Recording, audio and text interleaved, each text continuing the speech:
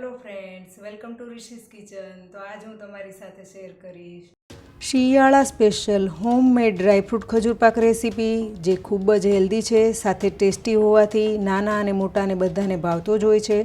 ઘરમાં રહેલી સામગ્રીથી ઇઝીલી બની જાય છે. તો ચાલો બનાવવાનું શરૂ કરીએ.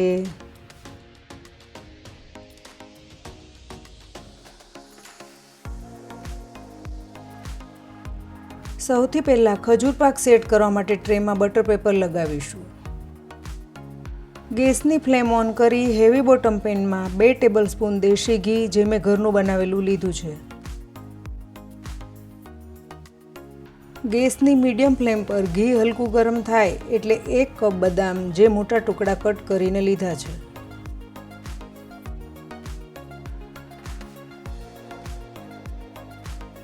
સતત ચલાવતા જઈ અને બદામને ઘી સાથે રોસ્ટ કરીએ.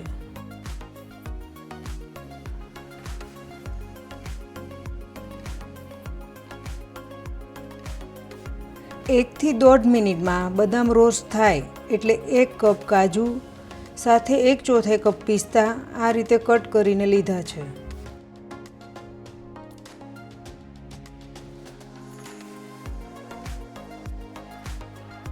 થોડી વાર માટે ક્રિસ્પી થાય ત્યાં સુધી રોસ્ટ કરીએ. અહીંયા ડ્રાયફ્રૂટ તમે તમારી પસંદ અનુસાર વધારે કે ઓછા પ્રમાણમાં લઈ શકો છો. ડ્રાયફ્રૂટને રોસ્ટ કરવાથી ખજૂર પાકમાં ટેસ્ટ ખૂબ જ સારો આવશે. ગેસની ફ્લેમ મીડિયમ જ રાખીશું. જો તમારે સૂકા કોપરાનું છીણ લેવું હોય તો તમે લઈ શકો છો. 3 થી 4 મિનિટમાં ડ્રાયફ્રૂટ રોસ્ટ થઈ અને ક્રિસ્પી થઈ ગયા છે. ગેસની ફ્લેમ બંધ કરી 2 ટેબલસ્પૂન ખસખસ, ગેસની ફ્લેમ બંધ કર્યા પછી પણ થોડી વાર માટે સતત ચલાવીશું. ત્યાર પછી ડ્રાયફ્રૂટને પ્લેટમાં લઈ લઈએ.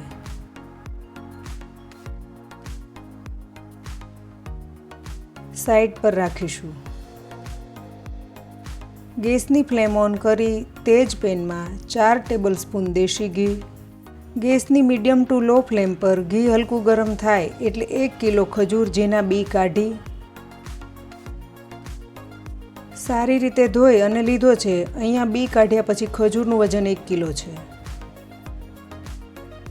ઘી સાથે શેકીશું. અહીંયા મેં નરમ ખજૂર આવે તે લીધો છે.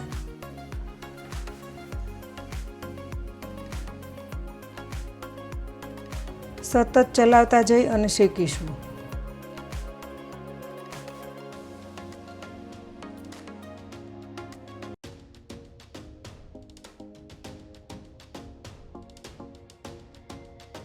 થોડી જ વારમાં ખજૂર ઘી સાથે મિક્સ થવા લાગ્યો છે.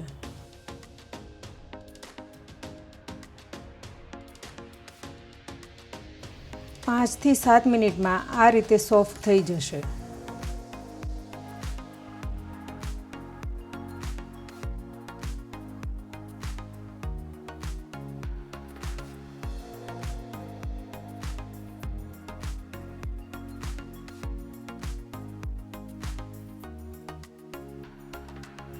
દસ થી 12 મિનિટમાં ખજૂર ઘી સાથે સારી રીતે શેકાઈ ગયો છે.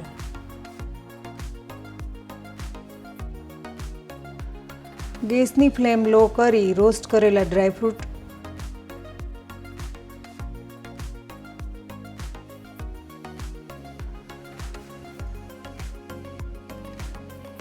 એડ કરી અને મિક્સ કરીશું.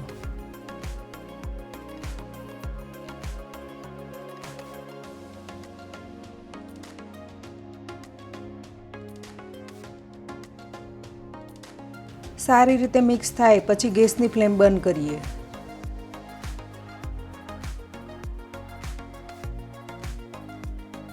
ગેસની ફ્લેમ બંધ કર્યા પછી પણ થોડી વાર માટે સતત ચલાવીશું.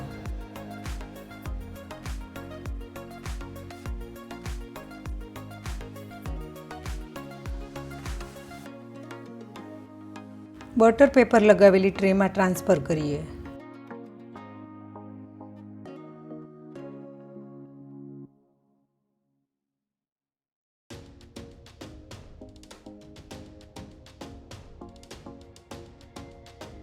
પ્રેસ કરીશું.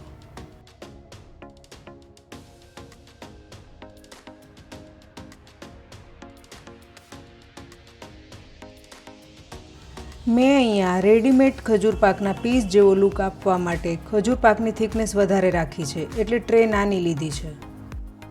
ગાર્નિશ માટે પિસ્તા ફ્લેક્સ સ્પ્રિંકલ કરીએ. હલકા હાથથી પ્રેસ કરીશું.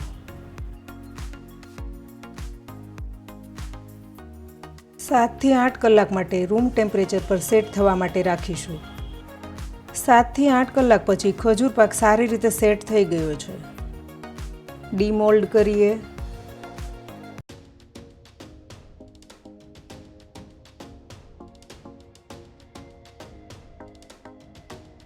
એક સરખા પીસ કરવા માટે સ્કેલની મદદથી વચ્ચે કટ લગાવીએ.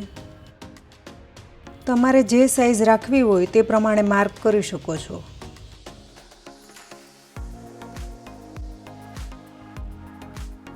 તમારી પસંદ પ્રમાણે નાના કે મોટા પીસ કટ કરી શકો છો.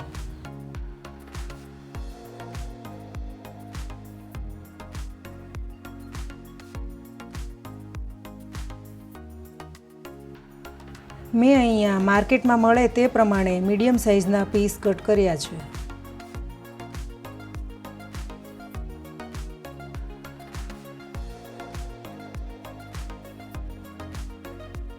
જોતાં જ ખાવાનું મન થાય એવો ડ્રાયફ્રૂટ ખજૂર પાક સર્વિંગ માટે તૈયાર છે, તો સર્વ કરીએ. જો તમારે ડ્રાયફ્રૂટ ખજૂર પાક કોઈને ગિફ્ટ અથવા સેલ કરવો હોય તો બટર પેપર મૂકી આ રીતે પેક કરી અને આપી શકો છો.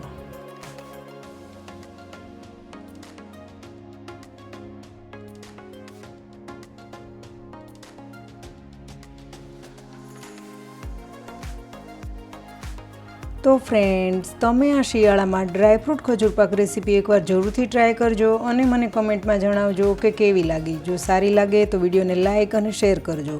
રિશીઝ કિચન ચેનલને સબસ્ક્રાઈબ કરજો અને આવી જ નવી રેસીપી જોવા સાઇડ પર આપેલ બેલ આઇકન પ્રેસ કરજો, જેથી આવનાર નવી રેસીપીના નોટિફિકેશન તરત મળે. ફરી મળીશું એક નવી રેસીપી સાથે. Thank you for watching.